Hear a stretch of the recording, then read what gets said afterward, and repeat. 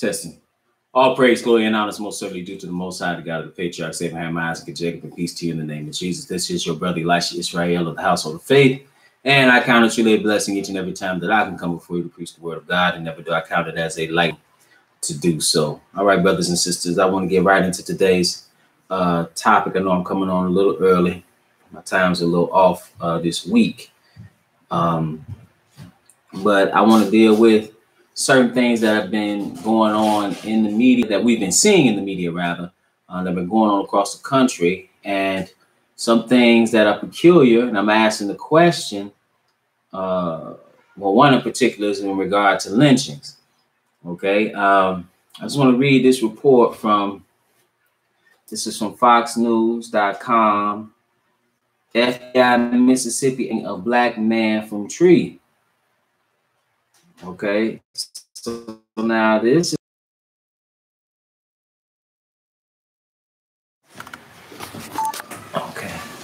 This is from 2016. I'm sorry, 2018, February 2018. This report said federal and state agents are investigating the death of an African-American male found hanging from a tree in Mississippi. Scotts County Sheriff Mike Lee says the death of the 20-year-old is consistent with suicide and there's no evidence of a racially motivated crime. Lee says witnesses say the man followed his girlfriend and threatened to hang himself shortly before he was found dead near her home. The family doesn't believe he killed himself. The NAACP in Mississippi wants an investigation. Okay, now, brothers and sisters, quietly as kept. Now, I'm not saying, don't get me wrong, I put a question mark next to the lynchings, right? You know, because all these black folks hanging from trees. I don't know if you remember, not that long ago, you kept seeing nooses everywhere. Now you're hearing people being hanged from trees. This is from the Atlanta Journal-Constitution. This publication, this came out a couple of days ago. This was posted May 14th. It said public suicides traumatize communities, leave unanswered questions. Okay, so now this is framed as if it's totally a suicide. What I find peculiar is that they rule these things suicides immediately. And they don't really report on suicides like they report like homicides. It says it isn't a topic that often makes headlines, but suicide is a health problem. Okay, right. But the way in which this is taking place and the sordid history of this ruthless country in regard to the killing of our people. I mean, when you talk about us, for example, you're talking about the people who it just built a museum dedicated to lynching victims in Montgomery, Alabama. Why? Because so many of our people have been lynched in this country, named and unnamed. It was a common thing to send pictures of lynched victims, you know, as postcards. They would set up camera machines it was a big spectacle. And they would take all these pictures and send the postcards. They had things written on it, like this was the barbecue we had last night, and then they show you the body of a burned victim. You can read James Cameron, A Time of Terror. He talks about that was in the North. That was in Indiana. Sometimes you had hundreds, sometimes you had thousands, sometimes you had a few at the lynching, at that spectacle, and it was a common thing. The Tuskegee inventory, you look at that, they kept records, but a lot of people went lynched. And there's no record of it. Look at Mary Turner and what happened to her. She protested the lynching. They came, she was pregnant. They lynched her, then cut the baby out of her. See, this is the carnage and the sheer terrorism that we have faced as a people. And a lot of that, not all of it, but a lot of it came after the Civil War. And particularly after the period of Reconstruction. Why is that important? Because if you've been paying attention to this page, in particular, I talk about how you need to look at history to see what's going on right now. See, during Reconstruction, you had all these black officials that were elected, political officials. You had your first senator, you had a lieutenant governor, you had PBS Pence back. You had all kind of, you had representatives, you had all kind of people being elected. Then after Reconstruction, what happened? Sheer terrorism. See, anytime it is a semblance of progress, whether it be true, right, like after the Civil War, or appeared like when President Obama was elected, there's going to be a pushback.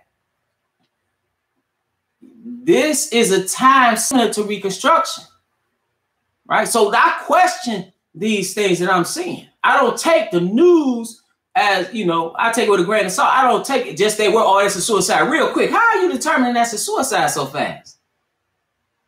These are things that need to be investigated. Brothers and sisters need not think that things have changed so much that you can't be hanging on trees out here. So it says early Monday, a woman was found hanging from a tree outside of Walmart in South Fulton. Late last month, a man was hanged himself from a bridge over Martin Luther King Jr. Drive. Investigators believe both deaths were suicides. I mean, that came out real quick. And from my understanding, the one was with a chain. Brothers and sisters, I don't necessarily believe that they were suicides. I don't believe it just because they say it. Let's go to another place I want to read. This is from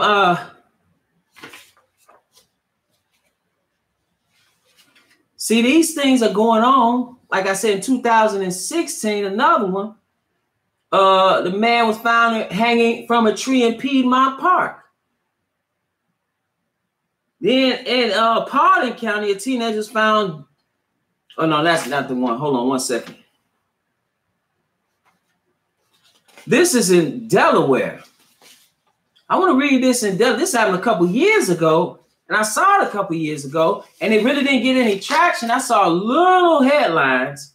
It says small group asks Dover City Council to conduct investigation into alleged lynchings. Former Delaware State professor, University professor Dr.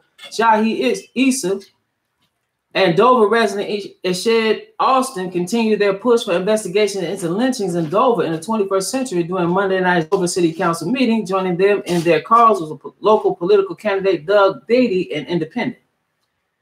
Okay, so it said 2 local black intellectuals and 1 local white political candidate petitioned Dover City Council to investigate what they believe were lynching in May and attempted lynching in September within the city. Dover resident Eshed Austin, former Delaware State University professor Jahi Issa, and State House of Representatives District 34 independent candidate Doug Beatty also demanded that the city continue to investigate, listen to this, the vulgar leaflet that depicted a racial slur that was circulated within the city beginning late in 2011. The flyer said, cleaning up the streets of Dover, one N-word at a time, right? So now, and then it said, Austin said, holding up the leaflet before council during its Monday night meeting, and it contains an image of a black person hanging from a tree next to a Nazi symbol. Now, understand also, if you've been paying attention, I've mentioned this on several occasions. There were reports that they are years old at this point. There are reports that white supremacist groups have infiltrated law enforcement. So what is easier? How could you be more effective? You infiltrate law enforcement and then you target black people. They got found, wasn't in Alabama. They were targeting black men with, listen to this, who did not have felonies, trying to get felonies planted on them. It's not a coincidence, a lot of these, and I'm not saying all officers, right? I don't speak in absolutes, but too many of them, and then you got too many of them that are quiet. You see them acting like white supremacists. Again, not all of them, but you certainly see people getting killed, and they're killing people with impunity on one side. Then you got these type of things going on. Then you got all over the country simultaneously. You have people, they basically get police called on them for just being black, basically. The brothers that was in Starbucks, they called police, and now we know I don't drink coffee, and then I never did like Starbucks. To me, anytime you see a Starbucks in our community, that means gentrification. So they acting like they such a upright company in that regard. They know what they doing in these black neighborhoods. That's a sign that soon you won't be able to live there when you see a Starbucks. But nevertheless, it is a common culture in Starbucks, in these coffee houses, particularly Starbucks, that you go in, you chill out, you use the Wi-Fi, etc. They call the police on these brothers. Got one sister now, she in Yale, she in her dorm in a common area. She fall asleep. Then the woman called the police on her for falling asleep. Now she got to prove she's a student now. You paying, she probably, I don't know if she's on scholarship or not, but nevertheless, you a student there. Then you got this crazy incident in Oakland. The brother's out there barbecuing. And then here this woman called, she out there for 2 hours calling the police on these men that's barbecuing. And see, a lot of times people want to say, well, we just need to sit down and have a conversation. And I'm here to tell you, it's going to sound bad, but what you don't understand is it is your existence, and particularly in regard from the perspective of a white supremacist, that is the problem. They don't need to sit down and talk with you, right? I saw one lady, this man that he's in real estate, had permission in the contract to look at a house. He goes to the house. The woman called the police on him. The police come, they look at the contract, look at him. He had access to the house. They say, okay, what does she tell him? Well, tell him to hurry up and get out of here. Wait a minute. Who are you to say that to him? Then you got some, I think they were artists. They were at Airbnb. They coming out, they packing up. Now what criminals you know carrying luggage slow into a packing it up in a car? But the woman called the police on them. See, these people calling the police, some of these police are acting like race soldiers. And so when you call the police on a black man, like the woman, she fake crying, no police officer, he was laughing at her. He was trying to contain his laugh. He's like, this is a mess. But you up there crying, see, understand. You don't know who you calling to a situation. Because they kill black men and black people, particularly in impunity. They just beat up the sister. They just beat up the elderly sister. Police beating up, manhandling her. I'm trying to figure out how you killing people, you shooting people, right? Suspect the tail light out, next thing you know they dead. Handcuffed to the car, next thing you know they dead. See, they get notches on their belt. So now you kill somebody for a suspect, everything a gun. He had a lollipop, it's a gun. He had a gun, a cell phone, gun. Because you fear for your life. Now you killing these people. End up dead over minuscule things, small things. Run up on Tamir Wright, kill him immediately. Go back to the video. I said this is just the tip of the iceberg. I said that a long time ago with Trayvon Martin. Look at all that's transpired since then. You look at that, but then you got people going to church, kill all these people. And you take him to get something to eat before you bring him in. How you apprehending these people with AR-15s and different things like that? How you getting these people, apprehending these people, and nobody get killed, but unarmed black people get killed? That's a problem, brothers and sisters. That's a problem, and you should expect more of it. And in regard to lynching, being hanged from trees like strange fruit, Billie Holiday said, let's go to Deuteronomy, the 21st chapter. I want to read something to you here. This is Deuteronomy, the 21st chapter, verse 22. It says, and if a man have committed a sin worthy of death, and he be to be put to death, and thou hang him on the tree, his body shall not remain all night upon the tree.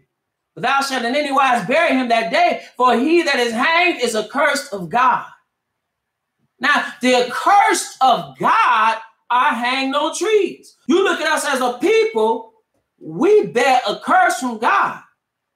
Not because we black, not because our hair is kinky, not because we are inferior intellectually. No, rather because we are the chosen people of God and we sin against God. Let's go to Deuteronomy 28 chapter.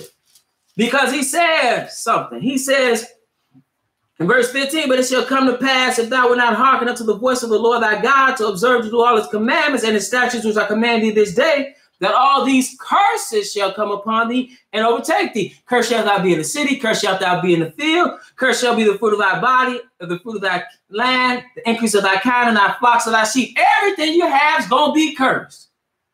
Then he says, thou shalt betroth a wife, and another man shall lie with her. That happened wholesale in slavery and even after slavery. That's another thing people don't realize. Read some of the account. Matter of fact, people talk about Rosa Parks. One of the things that people don't realize in Rosa Parks is before she became famous, if you will, for what she did with the bus and the Montgomery bus boycott, she was an advocate for women and was trying to raise awareness to sexual assault of Black women by white men, in particular in domestic situations. Working in these domestic situations, working for white folks. That was going on well after slavery, where Black women were being attacked by white men. Right? I know for many of these, some of these sisters, that's the best thing in the world. They just in love with somebody just because they white. And I'm just talking about what I'm seeing. You got a whole new genre of literature, of smut with Black women and white men. I'm talking about literature that you can look on Amazon. And that's the new thing now. But back in the day, look what they were doing to our women. That's the reality. They were treating women like spoils of war. They at war. You don't know you at war.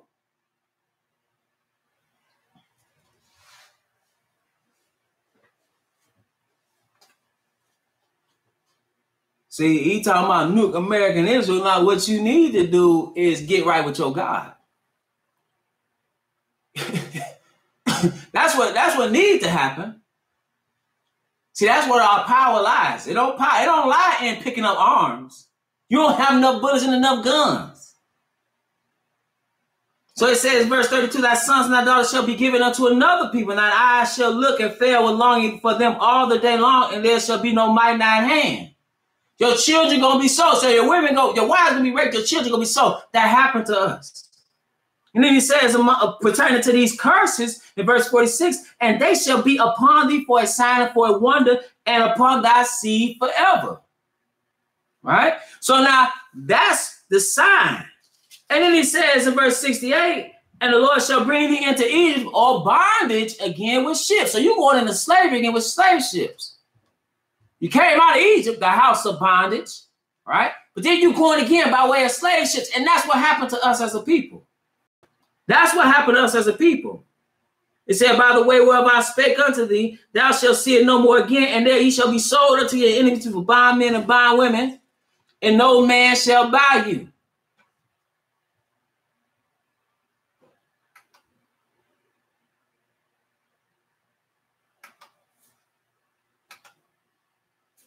So let's go another place. Let's go to Jeremiah. Because we don't understand that there are spiritual implications for what's happening to us as a people. And then here in Jeremiah, we can read it was going on in Jeremiah's day, but understand a lot of times we read what's happening back in the days of, we experiencing the same things. It says, I have forsaken my house. I have left my heritage. See, so that's the situation we in as a people. See, when we turned our back on God, God turned his back on us. He says, I have forsaken my house, I have left my heritage, I have given the dearly beloved of my soul into the hand of her enemies. You read with David, when he erred, and the people say, hey, what you want? You want to plague? What do you want? Oh, you want to hands your enemies? Say, don't leave me in the hands of my enemies. We have been in the hands of my enemies for hundreds of years. And we begging and pleading and want to sit down and have some multicultural conversations when not understanding that for these people, you are an enemy that must be destroyed. And they are doing it in various ways. Not just clear cut right in front of your face, like some of these folks that want to make America great again. right? What does that mean? That had implications. That Make America Great Again implies a time when Negroes knew their place. When they could do things to you with impunity. That's what they're doing. And then they got the FBI talking about, well, we talking about some black extremist groups coming. Wait a minute. Who the one that, what's the Congresswoman asked the Attorney General, well, who are these groups that are attacking these people? Where they at? No, it ain't about, it's about, again, you being a target. Now, this should put something on your mind. What you should be thinking about, like, wait, you should be thinking about, how do I get out of this situation? And you get out of this situation by turning back to God as a people. We are a nation. That's what we need to understand. That we are indeed a nation within a nation. So he said, my heritage is unto me as a lion in the forest. It cried out against me, therefore have I hated it. See, to be put in this position, that's hatred from God. Like, man, when we get in that situation? Because we turned our back on God. And you got simpleton Negroes talking about, man, slavery was a good thing because it brought us Christianity. Christianity has destroyed you, Negro. Christianity has destroyed you. That's not what you need. You said you would serve other gods of wood and stone. That's what you're doing in these nations. Have been scattered as a slave. Now, Negroes, as I say, some of them get on my nerves when they talk. Like I heard one talking about, we don't need reparations because we wouldn't spend the money right in the first place. Negro, you don't say that to nobody else. Why would you fix your lips to say, and he got the American flag in his background? Why would you say that? Why would you say that? See, some of this stuff is treason. Some of this stuff is treason. People, just because you can't, matter of fact, you talk about we don't need reparations. We are owed more than what the whole country is worth. You could sell all the bridge that the brother was hanging off of. You could sell every bridge. You could sell everything, and still it would not be enough to pay for what we lost. Survived Jim Crow, survived all these things for you to fix your lips and say, well, you don't deserve nothing because you wouldn't spend it properly. I don't care if Negroes go out and buy a Cadillac. That don't mean they don't deserve it. And you really can't pay it back with all this fiat currency. That don't mean you shouldn't try. You don't never hear nobody else saying that. You don't ever hear these so-called Jews saying that. Did the Japanese say, hey, we don't need nothing for us being in internment camps? Did the indigenous folks say we don't need any kind of restitution? We want to pay taxes if we on the reservation. They ain't say that. Only lost Negroes will say that. With an American flag in the background, how much of our blood has been shed under that flag? We fought everyone and been disrespected. I'll give you an example of the disrespect. In the revolutionary cause, the first black man to shed his blood was Crispus Attucks. But then when you read the court case, because those men were brought up on charges, and just like today, when the police killed a black man and brought up on charges, they made him out to be they made him out to be a monster. Crispus Attucks. And it's something they had to do. He leading the charge in this righteous mob. I fear for my life. He's an animal. I mean, I'm talking about right now, the implications. Look at that Trayvon Martin case. If you watched it, what they did. They talking about fights he had. Talking about, oh man, he's so aggressive. What in the world did any of that have to do with this man following him?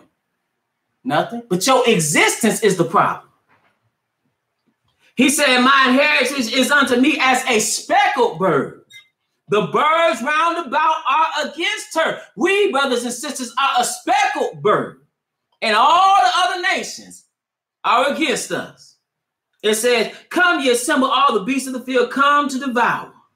See, that's the situation we in. Like a speckled bird, everybody getting on us.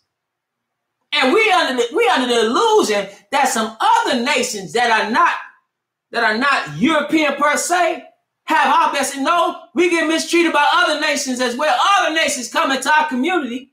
You got Koreans choking our sisters in these weed shops. And I saw one case, one weed shop beat up the sister. Then some brothers and sisters got outside and was trying to tell them, don't patronize this store. First of all, you shouldn't be patronizing it anyway. They're selling you poison. Poison as far as the image. But you know they had to wrestle with these Negroes. Showing them footage. Hey, man, here the man right here. He in this place right here. He beating up the sister. It's on tape. Now Negroes looking at it. These women running in there to get weed. They say, well, what did she do? What you talking about?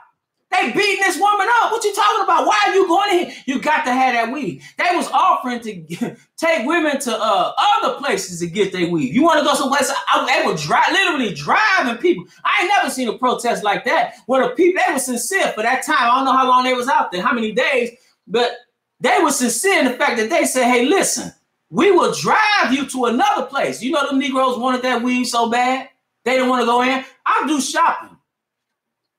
I do a lot of grocery shopping, and right next to the grocery store, this is a mainline grocery store. There's a beauty salon owned by some other people.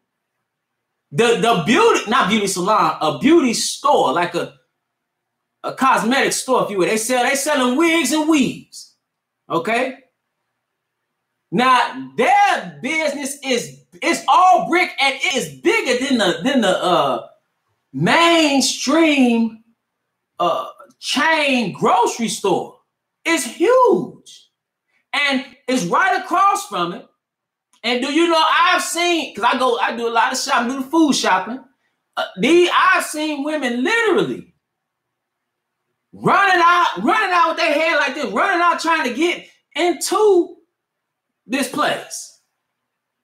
Running in and out. I mean, they got more traffic than the food place. You got to think about this. It's a full service grocery store. They got more traffic than the grocery store. They running in there. I seen one woman, she was trying to turn in there. She turned from the opposite lane, almost killed herself and the other lady. And what was she turning in? She's skirting into the beauty supply. Thank you. Beauty supply. She's skirting in, about to kill everybody. Trying to get some weed. But it said my inheritance, and how you think they treated in these stores? Because we don't own them. We don't own these nail salons. You got to get your nails done. Other people own that. They be talking about you in their language, then doing your nails. He said, many pastors have destroyed my vineyard. Well, first he said, my heritage is unto me as a speckled bird. The birds round about are against her. Come ye assemble all the beasts of the field. Come to devour. And then he said, many pastors have destroyed my vineyard. His vineyard is the nation of Israel. His vineyard is the nation of Israel, because that's in Isaiah 5th chapter, verse 7. He said, for the vineyard of the Lord of hosts is the house of Israel. And the man of Judah is his pleasant plan. And he looked for judgment, but behold oppression, for righteousness, but behold a cry.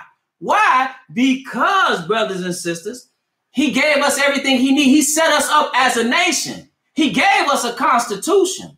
The constitution is the Torah. That's our standard of living, our guide to living. And from that, we derive our culture. He gave us land, brothers and sisters. We had what would cause us to be above all other nations. And we turn our back on the true and living God for false gods. We start serving the gods of these other people. So that's why you are called a Negro. That's why you call a so-called African American. He said, I'm going to cause your memory to cease from among men in Deuteronomy the 32nd chapter. That's why you don't know who you are. He said, I will scatter them in the corner. I will make the remembrance of them to cease from among men. That's why you don't have anything. That's why you don't have wealth. Negro, you got credit. Barely. You got credit. But then you want to talk about, no, we got some people, because we got Jay-Z and we got Oprah, we got Michael. Negro, if you can name them, you ain't got it. Look at the net wealth for the average Caucasian family compared to us. Look at immigrants that are coming over here and compared to us. And he said, many pastors have destroyed my vineyard. The pastors set the moral compass, brothers and sisters. They are supposed to tell you how you're supposed to behave. See, that's why I get on here talking about inappropriate behavior, and then Negroes want to get an attitude. I don't care about your attitude. I care about what telling you what thus said the Lord. So you can sit up there. You can sit up there in these false churches and be comfortable. The Bible ain't for you being comfortable. It's about you getting your act together, getting your house in order, being righteous as a nation. But we want to be comfortable. We want to hear smooth sayings, prophesy deceit unto us. Jeremiah come tell the people what thus said the Lord. They ask him what thus said the Lord. He tell them, he said, man, the Lord ain't talk to you. That's how these Negroes are. That's how these Negroes are. Many pastors have destroyed my vineyard. They have trodden my portion of the foot. They have made my pleasant portion a desolate wilderness. That's what they've done, brothers and sisters. That's what they've done. I want to go to another place. Let's go to Isaiah 42 and verse 18. Because here he talks about Israel and the condition that they in back here, and it's the same thing today. This is Isaiah 42nd chapter and verse 18. He said, hear ye deaf and look ye blind that ye may see. How much do you have to suffer? You can't even sit in a coffee shop without the police getting called on you. What year is this? You remember the old sit-ins back in the day? Negroes gonna have to start, they're gonna try to start doing that again. You have to sit in just to be there. I mean, that's how it's feeling. Everywhere you go, the microaggressions, everything, stuff on your job. All this stuff happening to you. And it is normalized. You got scholars with theories say, hey, post-traumatic slave disorder. Look at all the things that we've suffered. And you ain't taking it into account. Wait a minute, where was God in this? But they just keep feeding you white Jesus. Give you some white Jesus and give you some white bread, give you some sugar, tell you some lies, give you little drugs. You all right. This Isaiah 42nd chapter, verse 18. Hear ye deaf and look ye blind that ye may see. Who is blind but my servant? Or deaf is my messenger that I say? Who is blind is he that is perfect and blind as the Lord's servant. He talked about us. What did he say? He said, seeing many things but thou observest not. You don't understand what's going on around you. Opening the ears, but he heareth not. Then he said, the Lord is well pleased for his righteousness' sake. He will magnify the law and make it honorable. But then he talked about his people. But this is the people robbed and spoiled. Talking about us and our condition. He said, they are all of them snared in holes, and they are hid in prison houses. How you 13% of the population and 50% in prison? Again, but this is the people robbed and spoiled. They are all of them snared in holes, and they are hid in prison houses. They throwing all young men away in the prisons. So while you're in prison, what you're not doing? First of all, you're not being educated. Number two, you're being dehumanized by this wicked, corrupt justice system. Number three, you're not doing the main thing, which is reproducing. Number four, you got men turning to homosexuality. And number five, that's your warrior class in the prisons. Those are warriors for a nation. That's where they at right there in the joint. In the joint. With no purpose. The purpose has not been realized for many of them. Wasted years. Pivotal years. But they stand in holes and hid in prison houses. That's our condition. And we don't take it to heart. We are, brothers and sisters, he talks about how we are oblivious to what's going on. This is Isaiah, the 1st chapter. He said something. He said something about Israel. He said, hear, O heavens. This is Isaiah 1 and 2. Hear, O heavens, and give ear, O earth, for the Lord has spoken. I have nourished and brought up children, and they have rebelled against me. Bunch of rebels. That's what we've become. Don't want to keep his law. Rebel against what he told us to do. He says something about us as a people. The ox knoweth his owner, and the ass his master's crib. But Israel was a black people that have been scattered into slavery all over the earth. If you didn't know, I'm here to tell you. He said, doth not know, my people doth not consider. Consider your plight. Negroes want to vote. Negroes on the Democrat plantation. Negroes on the Republican plantation. Not realizing they fighting amongst they sell some slaves fighting amongst themselves, not realizing you on the plantation.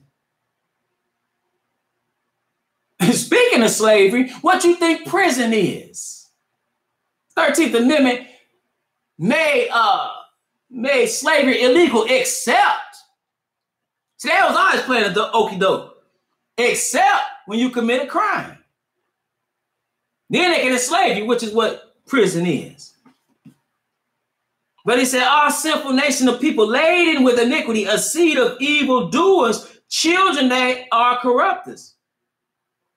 They have forsaken the Lord. They have provoked the Holy One of Israel to anger. They are going away backward. He said, the ox knoweth his owner, and the ass his master's crib, but Israel doth not know. My people doth not consider. You ain't considered your God. And that's what you need to do. He says something. Why should ye be stricken anymore? Ye will revolt more and more. The whole head is sick and the whole heart faint. That's the situation that we in as a people. That's the situation we in as a people, but it won't always be that way. This is the last place I'm going to read from. This is Isaiah the 49th chapter. We're going to pick it up at verse 22. Because even though these people hate us as a people, it's going to come a time, brothers and sisters, where we are going to be restored as a nation. And we need to prepare ourselves for the coming of the Mashiach, of the Messiah. We need to prepare ourselves as a nation. He said, Isaiah 49 and verse 22, he said, thus saith the Lord God, behold, I will lift up mine hand to the Gentiles, these other heathen nations that don't know God, and set up my standard to the people. And they shall bring thy sons in their arms, and thy daughters shall be carried upon their shoulders. He's going to regather us as a nation and restore us and bring us back into a land. See, we're talking about being American. Like I said, the lost Negro that had the American flag in the backdrop. How much bloodshed all we've suffered under that flag? You just got a semblance of freedom in the last 40, 50 years, and that's about to be taken away.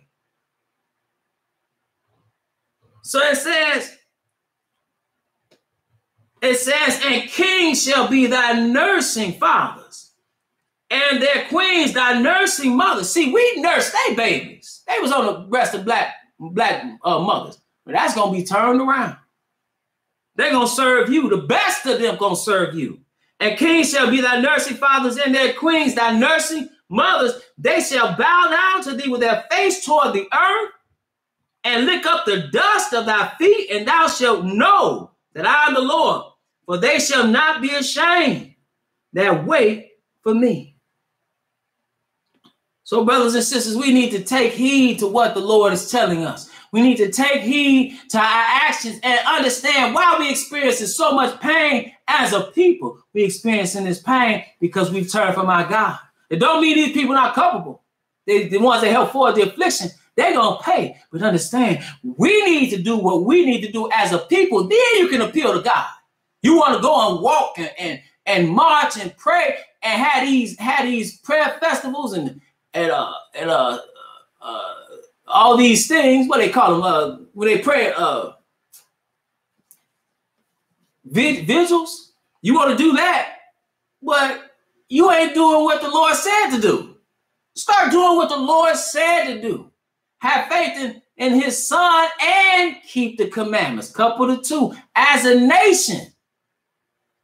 And with that, brothers and sisters, I want to say it's always my prayer that you are edified. I want to remind you that we at the House of the Faith meet every Sabbath at 5925 West 25th Avenue, Gary, Indiana, 1 p.m. Central Standard Time. I expect you to be there.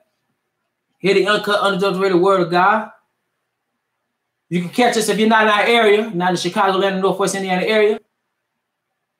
You're welcome. You could check us out right there on IsraelTeach.org. You can check us out also. We live stream there. We are live stream right here at the Israel Teach YouTube channel. I want to thank those again who have been donating to the ministry. Again, it don't go in our pockets. It goes for the purpose of the ministry. And with that, peace to y'all. Again, it's always my prayer that you will edify.